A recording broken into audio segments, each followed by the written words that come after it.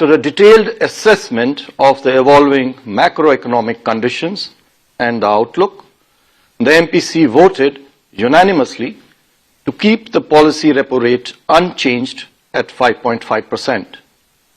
Consequently, the STF rate remains at 5.25%, while the MSF rate and the bank rate remain at 5.75%.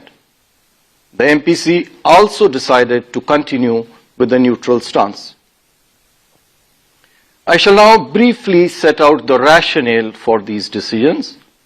The MPC observed that the overall inflation outlook has turned even more benign in the last few months due to a sharp decline in food prices and the rationalization of GST rates. The average headline inflation for this year has been consequently revised lower from 3.7%, which was projected in June, 3.1% in August, to now 2.6%. Headline inflation for Q4 this year and Q1 next year too have been revised downwards and are broadly aligned with the target despite unfavorable base effects. Core inflation for the year and Q1 next year is also expected to remain contained. The MPC also noted that growth outlook remains resilient, supported by domestic drivers, despite weak demand. It is likely to get further support from a favorable monsoon, lower inflation, monetary easing, and the salubrious impact of the recent GST reforms. However, growth continues to be below our aspirations.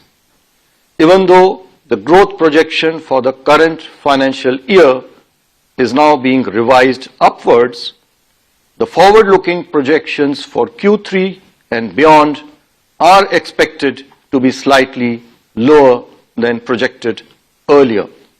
This is primarily due to trade-related headwinds, despite being partially offset by the impetus provided by the recent GST reforms.